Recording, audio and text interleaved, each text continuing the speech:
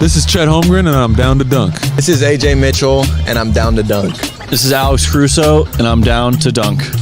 It's like baby bottle pop. Yeah. Mm-hmm. This is Adam Flagler, and I'm down to dunk. Hey, it's Isaiah Hartenstein, and I'm down to dunk. This is Kason Wallace, and I'm down to dunk. I can't spell Lucas. Hey, how do you spell Lucas? How do you spell Lucas? This is Lou Dort, and I'm down to Dort. This is Nikola Topic, and I'm down to dunk. This is Dylan Jones, and I'm down to dunk. This is Isaiah Joe, and I'm down to dunk. And there's probably like 50 to 75 Beanie Babies. Give me like your top 3 Pokemon. Brother, I can't even name. This is Jay Will, and I'm down to dunk. Sometimes the way his brain works is it leaves a lot to be desired. This is Kenrich Williams, and I'm down to dunk. Charmander. Charmander. Or you're more of a Charmeleon guy. Charmeleon. This is Shea Gilgeous-Alexander, and I'm down to dunk. Schlecht. You know what Schlecht? it means? Yeah. That means like bad. It means bad. Yeah. Yeah, that's me. Well, it was a good interview, so it wasn't bad. J-Dub, year 3, and I'm down to dunk for the 3rd time. Thank you. Welcome to Down to Dunk. I'm your host, Andrew Schlecht. We're part of the Athletic Podcast Network. Before we get to my friend Michele, let me tell you about 2 other friends of mine, Aaron and Drew Reese of Shelter Insurance. Listen, Dunkers, if you need an agent that can help you navigate crazy weather or what it could potentially do to your property, Aaron and Drew are your guys. They specialize in protecting homeowners and real estate investors' most valuable assets, and these are guys that you can trust. Listen, last year, Shelter ranked number 1 on the Forbes list for the world's best auto insurance companies, and right here in Oklahoma, they've been ranked number 1 for customer satisfaction by J.D. Power 6 out of the last 7 years. Let's make it 8, Dunkers. But honestly, what you need to know is that these are good guys that you're going to want to talk to. And you know what? Riding high on another Sooner victory from yesterday. So give them a call, text, or email today. You can email them Ruiz, Ruiz, at shelterinsurance.com, or you can give Aaron a call or a text, 405-773-5500, or Drew, 405-478-7714. With me today on a Sunday morning is my good friend Michele Berra. Michele, what's up? Well, first of all, if you're just listening to the podcast, you need to go to YouTube and watch Andrew's face while he says Sooner victory. It was a misery. Oh, misery in his eyes. It's bad. We're a week removed from talking about this last week, and things are not better, Michele. Things are much worse. My Cowboys lost to Tulsa at home. Yeah. Oh boy, it's time for Gundy to go. Sad. It's a sad day, but it's got to happen. At least I was talking to a friend this weekend. He's like, at least you know what needs to happen. Mm-hmm. There's no mystery as to what needs to happen. So, yeah, that makes sense. And so it's not worse, but again, it's not worse. Priceless. Yeah. Just as the insurance of our friends. That's right. That's priceless. Priceless. I'm sure there's a price on it. Okay. My guy Kobe Buffkin was traded from the Hawks to the Brooklyn Nets last week. And oh my gosh, today's his birthday. Happy birthday, Kobe Buffkin. Wow. Today, we need to talk about him then. He turns 22 years old, one of the best mustaches in the NBA, and is now going to be fighting for minutes on the Brooklyn Nets.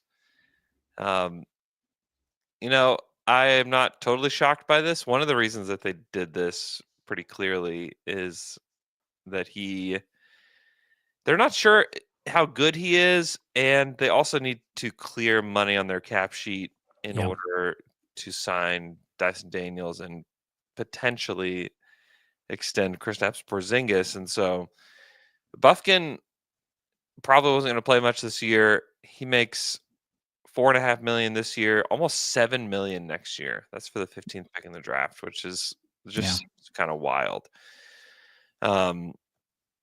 But Buffkin will now get a chance in Brooklyn. I believe everybody's going to get a fair chance this year. They traded to get was cash, and so to me that kind of signals that they didn't get a pick out of this. They didn't get anything but him. Like, they want to give him a shot, which I think is good. I still am a believer to a degree in Kobe Buffkin and what he can be, but clearly this has not worked out like I thought it would, largely due to the fact that I just don't think his body is NBA ready. He's suffered a lot of injuries, and he's pretty skinny for a 6'4" guy weighing under 200 pounds. And so I think a lot of it is if he's going to make it with age, he'll put on a little bit more weight, but he clearly has a long way to go. And a lot of it is like, can he just get healthy? Yeah, sometimes it's about being healthy and having good opportunities, because to me, it looks like he never got it in Atlanta, which is part of the deal here. So, I mean, it's difficult just to understand what is the value of a player like that. Cash seems like a little bit low, like a second rounder or something like that. I'm Yeah. more surprised that nobody else tried. Just, Do I mean, do you have in front of you how many games he's played? it's probably very little. And Okay, unless, okay. If you don't have it in front of you, I want you to try to take a guess as to how many games he's played in 2 seasons. 37. 27. Oh, damn. 27's crazy. He played Yeah. 10 games last year. He Yeah. played 124 minutes last year. You know how much you can learn about a player in 124 minutes? Not too much. I mean, But like, that's also the point. almost diddly squat. You can learn. I mean, just for reference for Thunder fans, Alex Dukas played 125 minutes last year, 2 minutes less than Buffkin. How much Yeah. did you guys learn about Alex Dukas last year as a player? A little bit. He can shoot the basketball. That's We learned a sometimes. little bit, a little tiny bit about him. That's kind of wild. I mean, like, Dylan Jones played 551 minutes. And we learned a lot. He's played. We did. We learned a lot. We learned a lot. And he's not on the team anymore. Yeah. I mean, in two seasons, Mhm. I mean, he played close to double the amount that Buffkin has played in his entire 2-year career. And he's played 320 total minutes. I mean, it's wild. That's just really wild. But again, it's not having information, Yeah. and it's taking a flyer. Like, I know it's not like a cheap flyer, because 4 million, you probably need to have some sort of contract to give back. I was thinking about Milwaukee. Why not doing something like this if it costs you literally nothing? It's probably because it would have cost you something for a third team to take that salary, but it's very little, and maybe Buffkin can rise up a little bit. Yeah. Yeah, I stick with the fact that he was like a good enough prospect to make it as a 6-man or like guard of the bench. He was able to do a lot of stuff with the ball in his hands. And I know that he's skinny, but like just 27 games, that is not good. I mean, I don't know how many games he was available, which is a different point. But like we've seen it with OKC. I mean, you give Dylan Jones a fair chance in year 1, and if it's not the player that you think you drafted, then just let him go. Just one tryout, you have all the info that you need, and just you go. To spend like 2 seasons and have literally no information about him in terms of actual playing time, because you can learn a lot in the training facility and in G League assignments, but the league is a different thing. There is very little correlation that I'm aware of between G League and the NBA so far. So it's just a waste of resources, I think. Yeah, Yeah, it's strange. Another thing that's happening in the league is Jonathan Kuminga still doesn't have a contract, and his agent went on the Hoop Collective at the end of the week, which is so funny to me. It is so funny to me. It is clearly some kind of like pressure tactic Mhm. that the Kuminga camp is trying to put on the Warriors to sign this deal, trying to get Warriors fans all riled up about it. They're in a weird place. Mhm. They're in a weird place with Kuminga, and some of it is that just like Steve Kerr and Kuminga clearly don't see eye to eye. But I think overall, the reason that they're in this position is Jonathan Kuminga has always had this kind of outsized view of himself as a player, and he's not really quite achieved the things that I think that he wants to achieve. Certainly, some of that's due to the minutes, and some of it is like you've got to be able to fit in a lot of different situations, and he has clearly has this. This is not a Buffkin situation. He's got the NBA body. He's got like all the skills necessary, but it's all about Yeah. mentality. And I just wonder, going back to that draft, the 21 draft, Kuminga was. Oh yeah, Can I go ahead. interrupt you for a second? Yeah, for sure. I mean, I think that you don't necessarily have to mold into a team player or whatever the team has in mind for you. I remember a sentence said by the one and only SGA, not plan A. Yeah. So you can technically mold the situation to something that resembles what you want. You know what, though? You need to be exceptional. You got to be really good to do that. You gotta can. be really good to do that one. You can. And I think that in life, it's extremely important to set boundaries to what you want and to what you are ready to give up in order to go where you want. Yeah. But if you want to have like the one thing, you need to be extremely good in order to demand it. And again, I'm reading this air quotes, quote unquote, the quote from these agents says, be the player he wants to be in Golden State. Like, yeah, that is exactly the point. If you believe that you are the guy and you show for it, then probably you can be the player that you want to be somewhere. Mm-hmm. If not, then it's the entire Kuminga issue from day one in the Ignite and possibly to the draft, and surely right now, where there was this, and it was the thing that you were exactly saying, like this was the issue with Kuminga all along. Can he be a team player? And I'm not saying that Shea's an A team player, just a team player that wants the ball in his hands and show that he is the best while having it. Yeah. Even through the draft process, it was supposed to be Cade, Mobley, Jalen Green, Kuminga. Or like the four guys that they talked about all year. Like, hey, you want to get in this draft because you want to get one of these four guys. And three of them stayed at the top of the draft. Not that Jalen Green should have, but Jalen Green did stay at the top of the draft. And it clearly wasn't anything to do with the team he played on. He played on the same team that Jonathan Kuminga did on the G League Ignite. But Scotty Barnes rose from Florida State, and Jalen Suggs rose, and also Josh Giddey rose through the draft process. Yeah. And literally all these guys above him have contracts, and then the guy that went right after him, Franz Wagner, has one. Even the guy right behind him, Davion Mitchell, got a contract too. Yeah.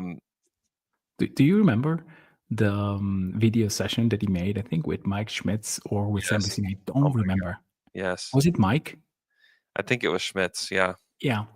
Where, and again, go, if you're listening, well, don't stop listening, just wait the end of the pod and then you can search for this video where there is a possession where Kuminga has the ball, I think, outside of the 3-point range, and he's not tightly guarded, and he has a clear window, like clear-cut window for a pass to a big man that is basically occupying the post, I think.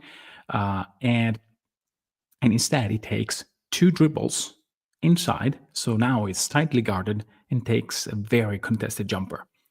And Schmidt says, "Well, talk me about this possession. What could you do like differently?" And he says, "I could have made the shot." I said, or something like this. Again, I'm trying to remember from 4 years ago. Paraphrasing, yeah. Yeah, but it was like that where, and Mike goes, maybe there was this, or just taking the 3, which was wide. Nah, should have just make the jumper.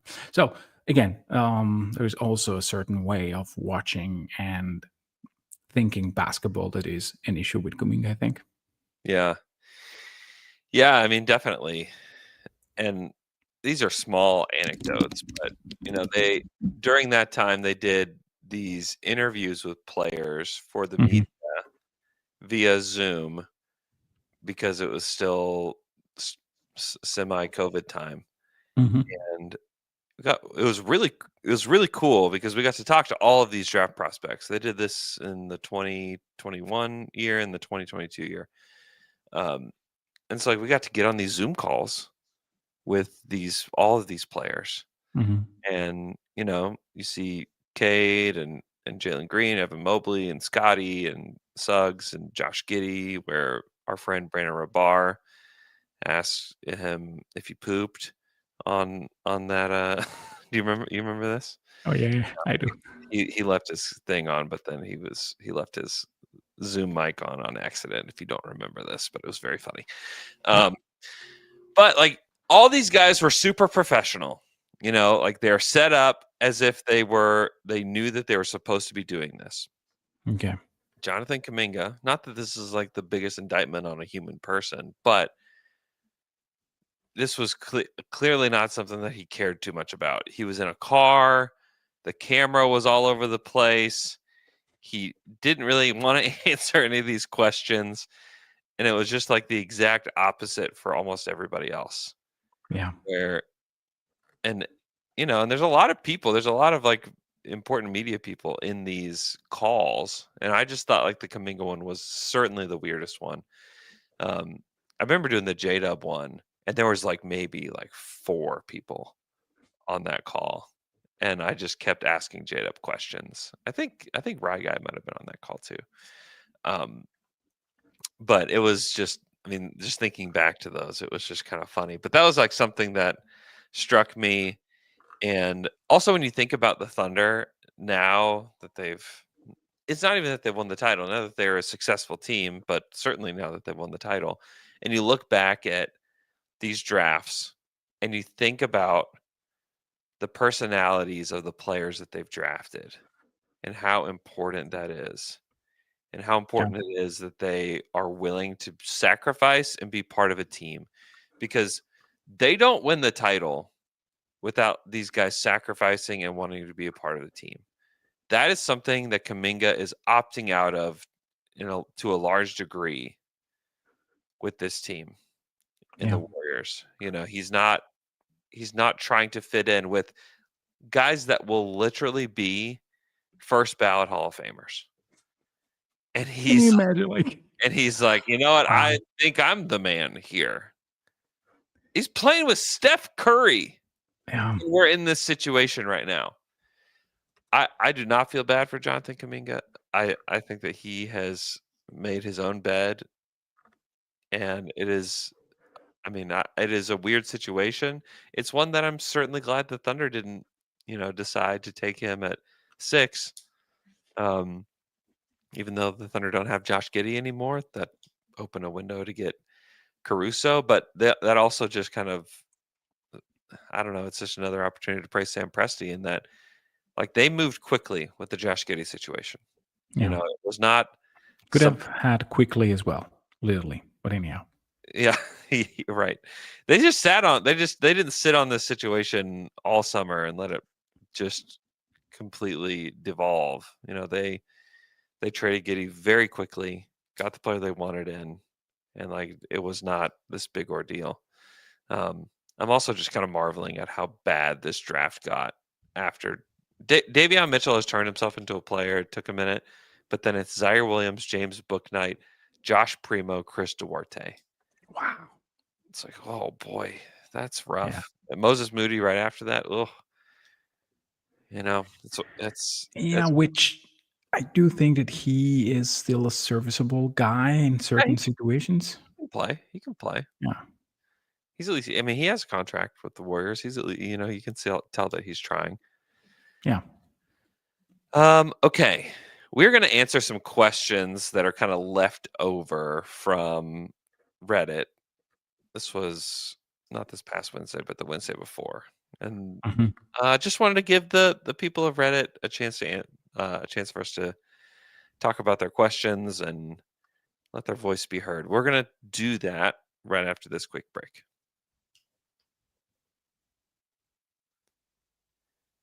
And we're back after that quick break. Before we answer these questions from Reddit, I want to tell you about our friends over at Ring Family Dentistry. Ring Family Dentistry takes a straightforward and honest approach to dental care. Doctors Phil and Brennan Ring believe in keeping what's healthy, fixing what's not, and only replacing what truly needs it. No pressure, no upselling, just clear explanations, thoughtful recommendations, and decisions that are always up to you. Ring Family Dentistry is a true family practice with a laid-back vibe, modern tech, and high-quality work, including, this is where you need to listen up if you're into dental care at all or if you care about your teeth. Same-day crowns, even for your front teeth, which doesn't even make sense. I didn't even know that existed. Plus, they have implants, bridges, root canals, and clear aligner therapy, all offered in-house.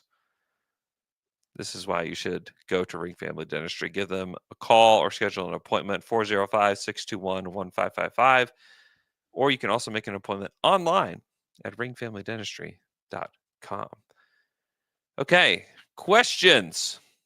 First one comes from Okie-Pokey. And Okie-Pokey wants to know, why shouldn't Brandon Carlson play 12 minutes a game next year with Sorber out? Good question, because Jay will? Jay will? Yeah. I mean, I do think that Brendan Carlson is a very nice story and a player that for sure will play next year with Sorber out. I just don't think that the minutes will be the one that are suggested. I think that he will be a situational player. Like there will be games where he plays and he plays 12, 15, whatever. Especially because, I mean, Mark Dagnall plays usually a 3-man rotation on big men. And I think that both Hartenstein and Chet Holmgren will not play 82 games by definition at the beginning of the year to give them rest patterns and stuff like that. So Carlson will have a role. I do think that this is the year where Sorber is out, then it's J. Will time. Just see how J. Will can blossom into like a real second/third, but really good third big man on a championship team, which I think that last year there were moments where he clearly was. And I think that we discussed already that the lineup with him and Joe and Shea was just like discussing how good that lineup was. So yeah, I mean he's a guy that will play in injury situations, and there will be random times where he will get minutes here and there. I think they like the player that he is. I mean, he's a stretch 5 that needs to progress defensively. He's also no spring chicken, Michele. He's a guy that is, I mean, he's the same age as Dort, basically. And so he's just a little bit older rookie. So I like Brandon Carlson. I'm glad that they got him back. I didn't think that he would be on a 2-way this year. I thought somebody might pick him up, but I think it's great that the Thunder have him on a 2-way and they can use him when they need to. But not only do they need to play J. Will, but they've got to find minutes within their rotation for AJ Mitchell and for Nikola Topic. And we know that they're willing to play small. I mean, J-Dub, who played guard his entire life, plays forward and center at times. And so they're going to find minutes for all these guys. But I think he's pretty he's a lot lower than Topic and AJ on the priority list in my mind. they also need to figure out what Brooks Barnheiser is this year. I think they have a much better idea of what Carlson is. You got to figure out what Brooks is, So Yeah, it's not like mandatory to have an answer on Barnheiser this year, but it would be a very, very good thing to have like some info on, hey, he really can shoot and he doesn't care, which I don't think that will be the result, or wow, this guy cares, which I think will be a result. Yeah. And we can work on the jumper. So let's give him time. Yeah. Dr. K. Manny wants to know who takes the biggest leap this year. So I think that you discussed this a little bit with the Fry crew as well. Was it? Did I imagine it? We've talked about this in many different ways this summer, I would say. But anyhow, I think that it might have been Taylor that said Chet Holmgren. I think he was the L man. The L man? Yeah. Then I'm into that that answer, because yes, he got his contract. And so you can say, okay, now, he cannot improve his financial situation, but I do think that this year he will have way more energy to start with, and just another summer of work, and we will see a version of Chet Holmgren that is going to be mind-boggling to most of the NBA fans. So I really think that Chet will take a leap offensively. That is the combination of what we see in spots while being a decoy kind of player for the entire year. Yeah. I'm with you on that. I think that Chet is the number one guy. I think that he is destined to be like the superstar big. And to me, the only thing that could potentially get in the way is injuries, and it has gotten in the way. Yeah. And luckily, and we'll talk more Chet later, but luckily he got injured in a spot that allowed him to come back for the playoffs. But yeah, I think that he's the right answer. Obviously, Cason Wallace is another one. Going into year 3, what can Cason Wallace do to improve his game? A lot of things. We've talked about this, many times. He's very, very low usage, and a guy that could certainly improve. I also look at AJ, who we saw play a fair amount at the beginning of the season, then had the turf toe thing, but he played about 600 minutes last year, and he was quite good.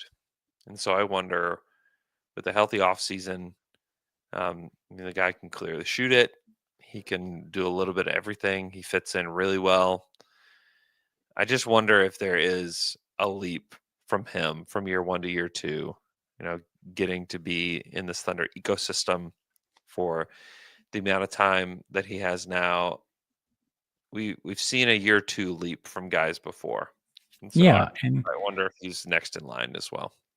And the thing that we search for usually in Summer League is guys in year 2 that make a leap physically, so that they are like extremely dominant.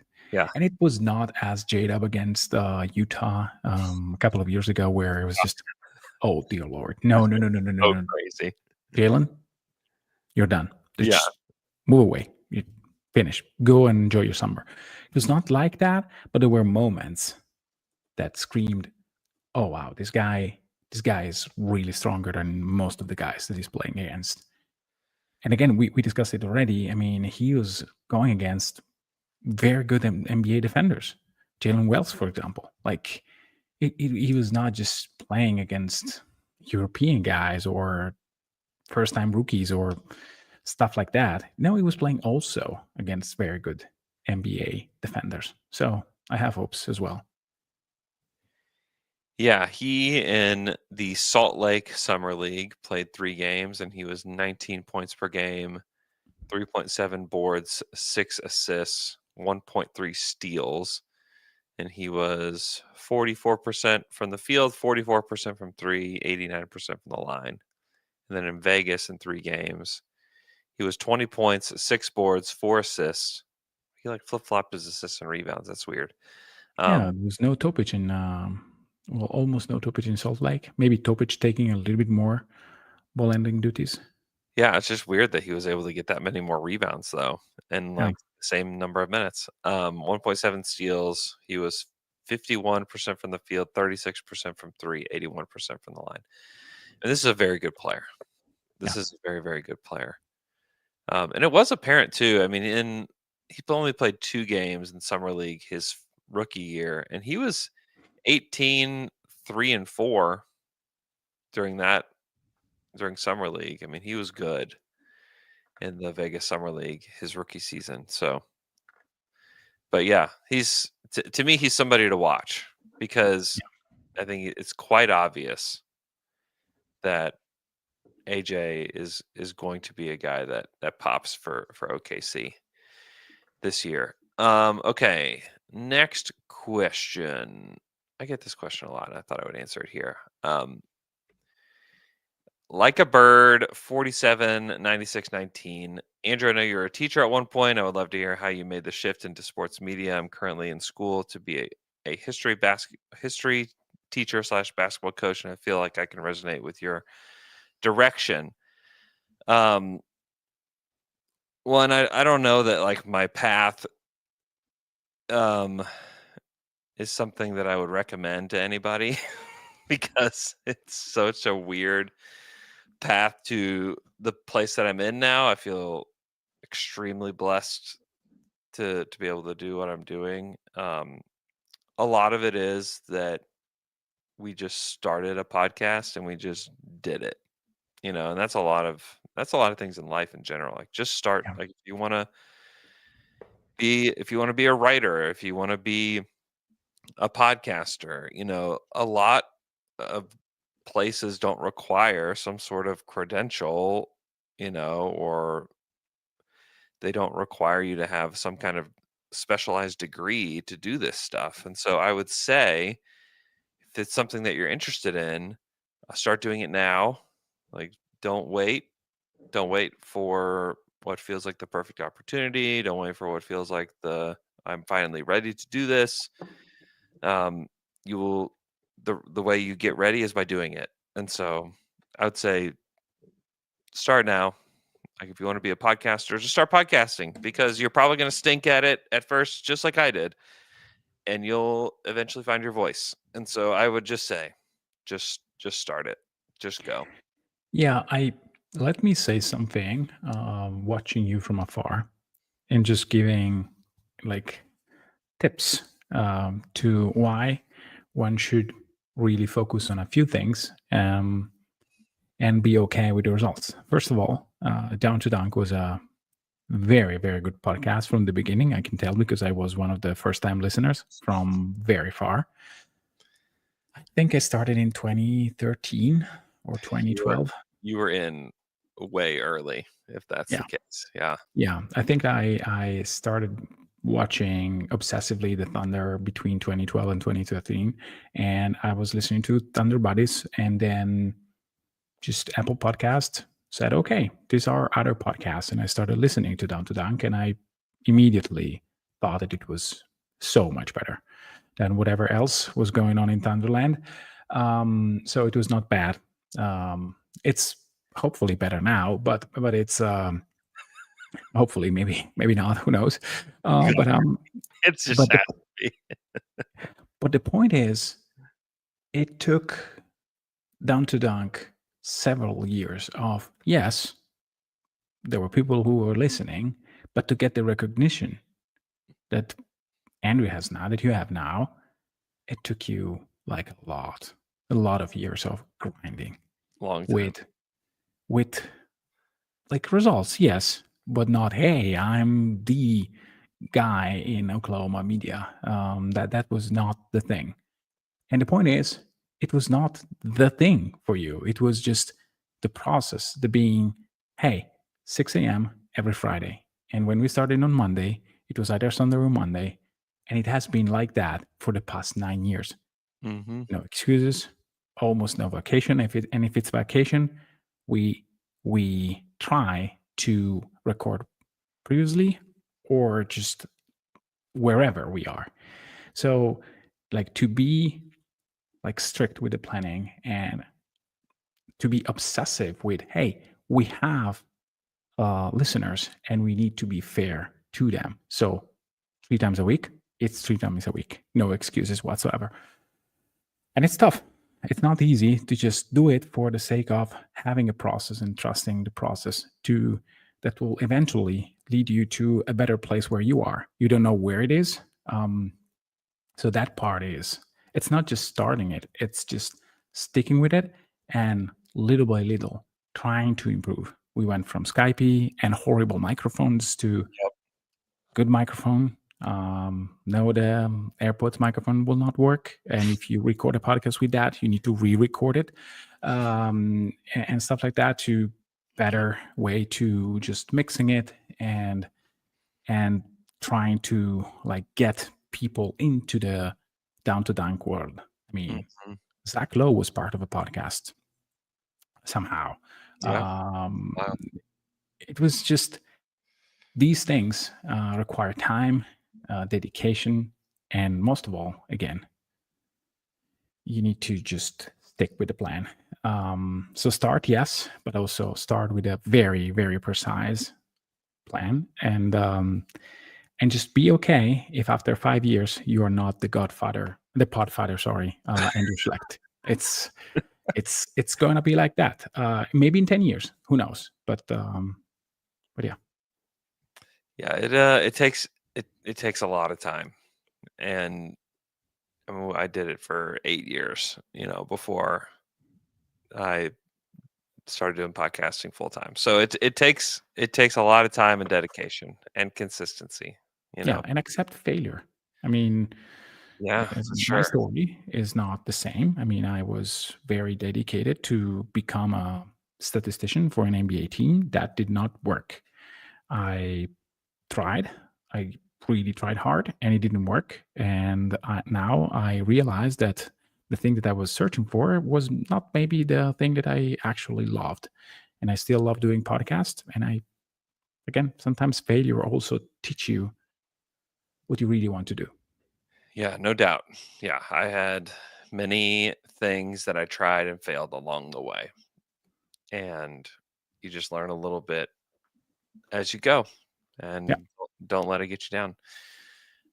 Next question. Osiris Zero wants to know, how confident are we that Chet, after signing his big post-rookie contract, will be healthy during that contract? He also says, like, if Chet was injured in March of last year, not in November, we don't win at all last year. I completely agree with that. And now he's taking up 1/4 of the cap moving forward. So this is a little bit of worry about Chet, which I don't think is a crazy thought, by the way. No, it's not. But the point is, you put both the question and the answer in the same sentence. We don't win the title, with Chet Holmgren being out on the playoffs. You sign him to the only contract, by the way, not the best contract that he could have signed, the only contract that allow you to have him and to have him hopefully for a bunch of postseason, maybe not all of them, going forward. That is the bet. Because otherwise, your chances to win, to repeat, are going down dramatically. Yep. So I'm not entirely confident that he will be here 100% of the time. But if I would know now that 60% of the available games Chet will be for in OKC, I would probably pay the contract anyway. Yeah, I mean, it's what other alternatives do you have, would be my question. Because you can't just go find somebody that replaces what Chet does. There are like just a few of them in the league, and they're all really, really good. Yeah. And like, yeah, you are playing a strange game where you're hoping that Chet stays healthy. Yeah, you are. No question. And he's taking up a big portion of the cap. Those players do. When they get to their second contracts, they do. And if they're healthy, they're worth it. And if they're hurt, it's a bummer. But it just is what it is with him. Yeah. And it's it's important that he's on this team, and he's doing everything he can to stay healthy. He works on his body relentlessly. He did in his second season. He played all 82 games. He played every preseason game. He played every playoff game. Like he wants to play. He's had 2 very strange injuries. The good thing about his injuries is that it's not like, oh man, it's the knee again. It's Yeah. like 2 very random injuries that when you look in the database, there's not a lot of history of these things happening. And so you can take that the good way or the bad way. It's like, oh my gosh, he's so brittle. He's having these weird injuries, or you can take it as like, these were just random and like they just happened. He just fell weird. I mean, it was a very strange fall that he had when he collided with Wiggins in the air against Gold State. So I'm a big believer in Chet. We picked him earlier to be the guy that makes the biggest leap.